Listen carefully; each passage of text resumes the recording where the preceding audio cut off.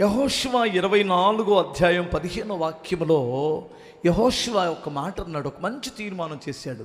ఒరేయ్ బాబు, దేవుడు మనల్ని ఎర్ర సముద్రం దాటించాడు, అరణ్యములో మనల్ని పోషించాడు, ఈ 31 మంది రాజులని మన చేతికి అప్పగించాడు. మీరేమో అప్పుడప్పుడు మధ్యలో నీ భార్య పిల్లలను తీసుకొని ఆ విగ్రహాల దగ్గరికి వెళ్ళి ఆరాధన చేసి వస్తున్నారు. ఒక మాట చెబుతాను వినండి, మీరు ఎవరిని ఆరాధిస్తారో నాకు అనవసరం. ఆ నది అవతల ఉన్నటువంటి దేవతలను ఆరాధిస్తారో, జీవాధిపతి అయినటువంటి దేవుడిని ఆరాధిస్తారో నాకు తెలీదు. నేను నా ఇంటి వారు మాత్రం యెహోవాను ఆరాధిస్తాము అన్నాడు. కొట్టు చప్పట్లు ఒకసారి. మీరు ఎవరిని ఆరాధిస్తారో నాకు తెలీదు.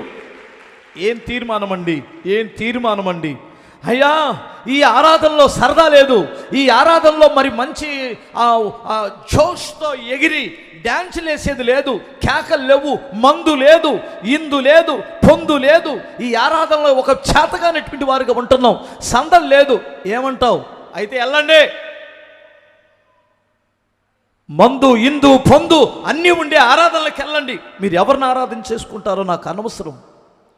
నేను మాత్రము నా దేవుడైన యెహోవాను, నేను నా భార్య నా పిల్లలు యెహోవాను ఆరాధిస్తాం. ఎంతమంది చెప్పగలరు ఈ మాట? హల్లెలూయా అన్న. ఈ ఆరాధనకు వస్తే అంత బాగానే ఉంటుందన్న, మంచి మాటలు దొరుకుతాయి, చాలా ప్రశాంతంగా ఉంటుంది. కానీ సిగరెట్ తాగకూడదు అంటున్నారన్న, మందు తాగకూడదు అంటున్నారన్న, పాపం చేయకూడదు అంటున్నారన్న.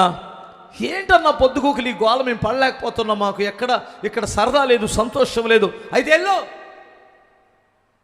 నువ్వెవరినైనా ఆరాధన చేసుకో, నేను మాత్రం జీవం కలిగిన దేవుణ్ణి ఆరాధిస్తాను, నేను మాత్రం సృష్టికర్తను ఆరాధిస్తాను, నేను మాత్రం జీవమరణములు దేవుని స్వాధీనంలో ఉంచుకున్న ప్రభువుని ఆరాధిస్తాను.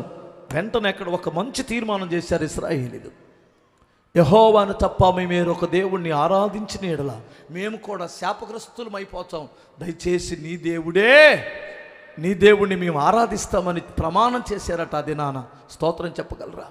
అందుకనే ఈ యెహోషువ పాలు తేనెను ప్రవహించే దేశంలో తన పిల్లలకు స్వాస్థ్యం తరతరాలకి వచ్చింది.